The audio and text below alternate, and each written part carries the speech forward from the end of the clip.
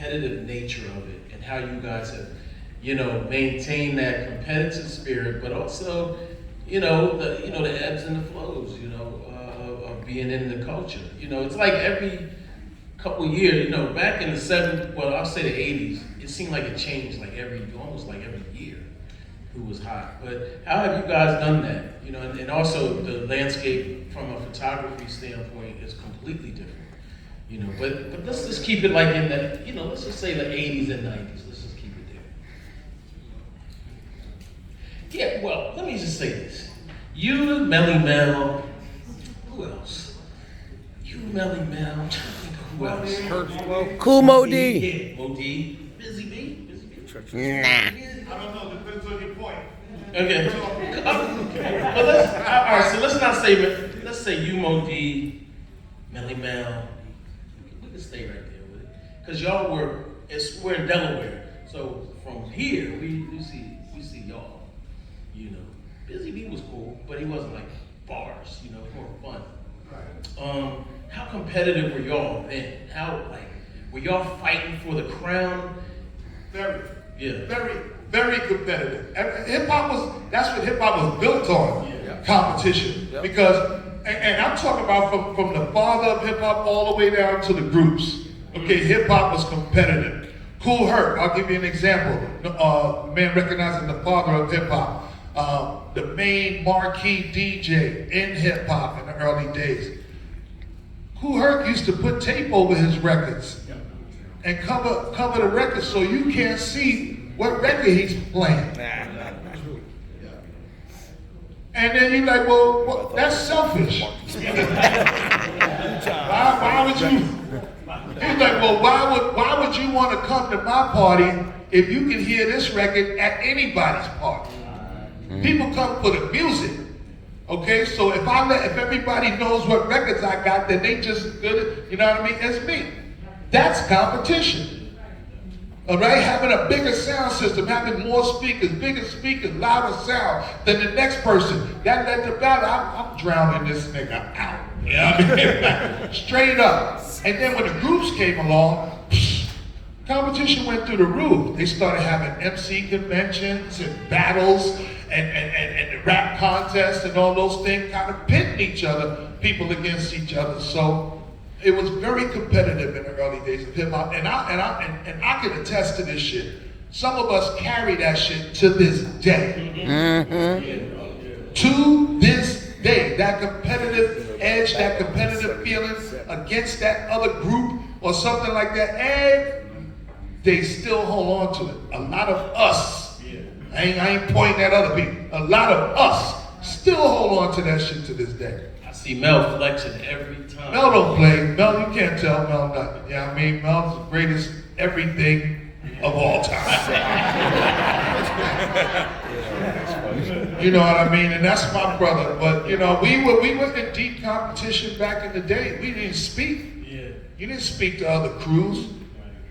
You know what I mean? Shaw tell you, Shaw and Funky, they was one of the first crew out here battling because they was one of the first marquee groups. So they was the group to want to be or go past or be better than. You know what I mean? So that's first competition. Joe, talk about your archives. They're in the Cornell Digital Hip Hop Collection. Talk about that a little bit and the rediscovering of that, or rediscovering. So I gotta give credit where credit's due. I got a call from Kaz one day saying that there's this white Swedish record collector who just spent hundreds of dollars buying records for me and wanted to know if anybody took pictures back then. And Kaz was like, yeah. We had a personal photographer named Joe Conzo, and he took some pictures. Got an email, went downtown, slept, 2 crates of photographs and negatives and stuff, and met my good friend, our good friend Johan Kugelberg, and he's like, wow, these photographs, they're the Dead Sea Scrolls, they're this, they're that. True story. They need to be in a book, they need to be in museums, they need to be this. And I'm like, yo, are you gonna buy anything. He didn't buy nothing. But everything he said, we did the book, Born in the Bronx. We did the exhibition, Born in the Bronx. It traveled the world. Okay? And to this day, we're still close friends. We still do things together in exhibition. And the Born in the Bronx exhibition was deposited at Cornell University. Why? Ithaca, New York? Because nobody in the Bronx wanted it. Not the Bronx Museum, not here, not Fordham, not this, that, and the other. And we did it in Cornell University. Cornell approached me about depositing my negatives, and I said, okay, under these conditions. A, that you digitize all 10,000 images. B, you make them accessible so people can do research. And you write me a little check. That's right.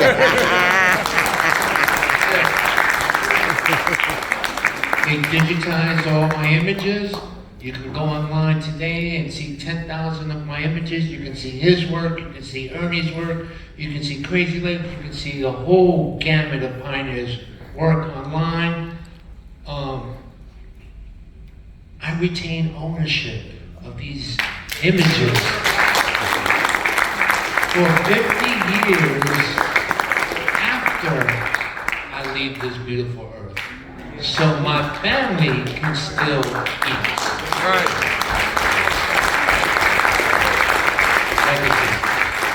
So, you know, that's the beautiful thing, and there isn't a week or 2 weeks that go by that I don't get an email from somebody wanting to license an image or do an event, and Kaz and I have done events for years and traveled, and, you know, it's a wonderful, beautiful thing. All right, questions? Shara? One thing I want to expound on Cass. Cass was way before the gold rush, right? But I want Cass to expound on, you know, when my group in the Furious Five, we were listening in the record format, so we was out on tour. But when Jay-Z said, I'm giving back for what they did to the Cold Crush. The Cold Crush was the leading group that was on the ground floor, you know, on the front line in the Bronx. I want Cass to expound on that. And this is why, you know, groups now, you know, to this day, the Cold Crush is like flourishing. But I want Cass to expound on that. Why did Jay-Z say that and then go forward with what the legacy of the Cold Crush? I've been trying to figure that out ever since I heard it. My phone started ringing and shit. People like, yo, you heard what Jay-Z said about you? Yo, Jay-Z said, what you think about what Jay-Z said? Okay. You know, the industry is shady. It need to be taken over. Right. I'm overcharging niggas for what they did to the Cold Crush. Yep. Right? Pay us like you owe us. All right. Now, what he's saying theoretically is that I am robbing from the rich in the name of the poor.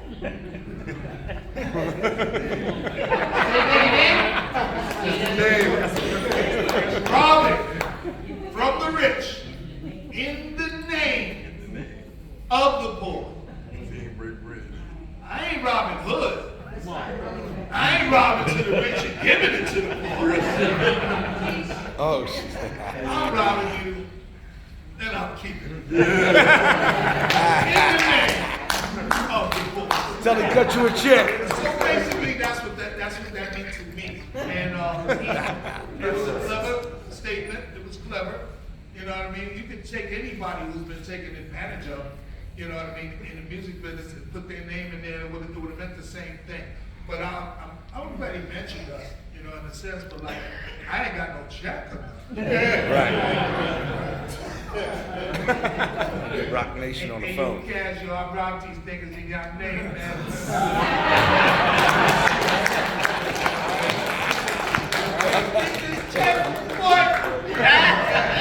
I saw your impersonation. All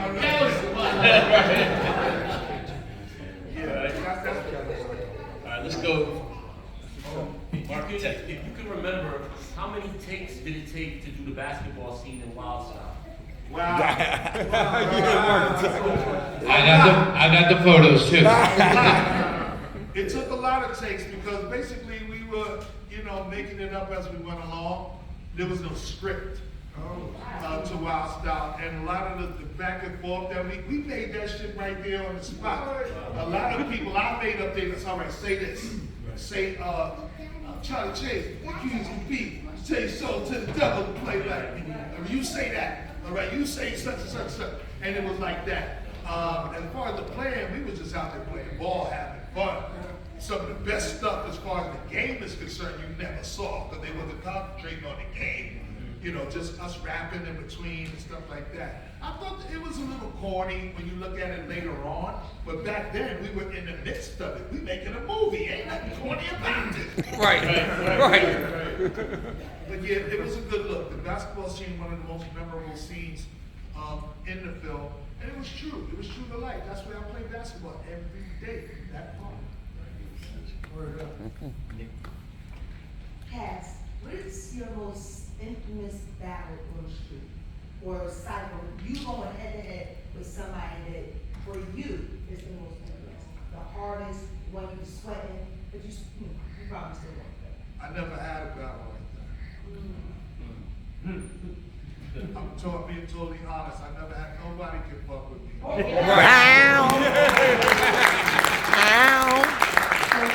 He said it, he meant it, he really represented it. And I gotta worry and think. All right, we got like one, maybe Favorite two battle, questions. the Cold Crush and the Fantastic Five. That was our most infamous battle because there was so much at stake. We were vying for the spot left by Shaw and them when they went on tour. So it was like, all right, now it's the Cold Crush and the Fantastic. Who gonna be the top group? So I think that was the most important battle that we had. And the fact that we lost it meant even more because we lost the battle. But we won the war. We won everything after that. Cass, so I mentioned to you briefly, I asked you a question, I wanted to ask it in front of everyone.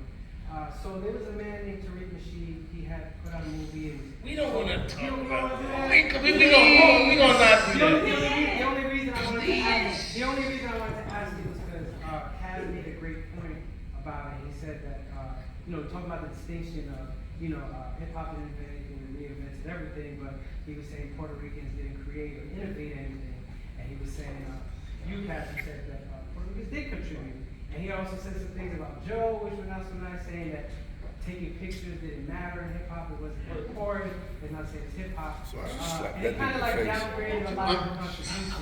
Well, I'd rather not. Is this the guy who I did his interview? We both did. I will whoop his ass. Well, good, he's up because of being attacked right now on social media by him. That's a bigger conversation. I'd rather not have that right now. But Sounds like an onlooker. It's a trailer. Doesn't sound like a fellow hip hop person. It sounds like somebody looking in here. I'm trying. We're running out of time. all right, next. No, no question. Nah, you gotta have a question. No, I'm just thankful. I just want to tell you that I'm thankful for you brothers and the sisters, Shy-Rock.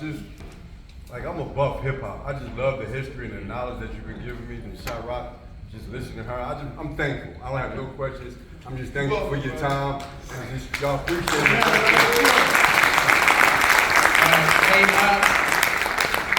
Question. Like, without giving away any trade secrets, right? Can you talk about your creative process? Like, did you write your rhymes by yourself, or did y'all get together as a crew, write rhymes, and what was that creative process like? And how did y'all record it? Well, for the group, I wrote rhymes, and I would wait, and when the group come, yo, check this out. This is what I got. Or when we would rehearse together, somebody might have an idea or say a line or something like, hold up, what you said? Aye. And then I'll go and I'll just write a whole thing, and then I'll come back, yo, check this shit out. You do this, you do this. So I was like the main writer for the group. And most of the writing that I did alone. I did by myself. And when I would write for the group, I would write like I was them, like I was one of them. So if I was JDL, and I could write like me, this is what I'd say. if I was KG and I could write like Cass, this is what I'd say. You wrote all that shit.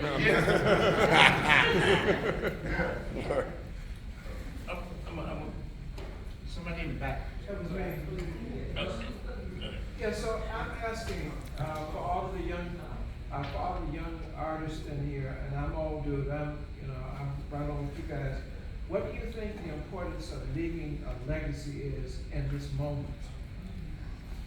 I mean, it's personal, and it depends on what legacy you're trying to leave. All right. As far as hip hop is concerned, I think me being personally leaving a legacy is important. It's because of the influence that I've had over so many important people in hip hop. That in itself is legacy. Okay, when people follow what you do, try to improve upon what you do, like reference you in what they do, I mean, that's legacy. And I think it's the true testament of what you've done and how effective you've been on this planet when other people are influenced by what you do and take it to the next levels. Oh, GrandMaster again. GMC Entertainment Inc. We all we got. I have an 8-year-old granddaughter who swears because of my 25,000 followers on Instagram, I can walk on water. But like, just the fact that she knows that her grandfather, she's met LL Cool J, she's met so many different people. This is Uncle Kaz, and when she sees them on TV, she's like, look, Papa, that's my friend. Legacy is a lot, and when people read those history books and see our names, and even your names also, that to me is priceless. That to me is priceless. On that note, we have to wrap up. I'm sorry, Jen, and all the people in the back, but final words, Greg, is this? Oh, sorry. Yeah, we got to wrap it. The Be homie shut. in the back is doing like that. You know the signal. But real quick, let me say this. Yeah, final words. I want to say, me and my sister Sha Rock is on Sirius XM Channel 43, Rock the Bells Radio, Monday through Friday, 10 a.m. to 1 p.m. If you haven't checked out our show, you don't have a subscription to Sirius, it don't cost that much, get it, all right? And check out our show, all right? We've been on the air for 2 years now. We just celebrated our 2-year anniversary.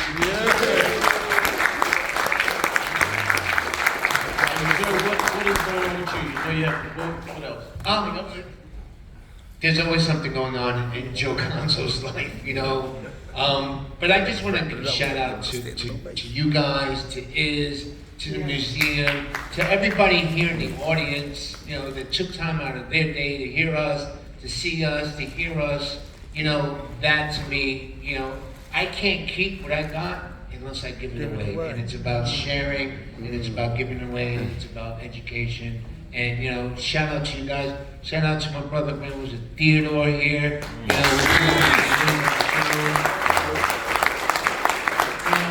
If you already don't know this, there's another dope photographer upstairs, Eric T. Moore, who picked up the camera when I put my camera down and has some phenomenal shots.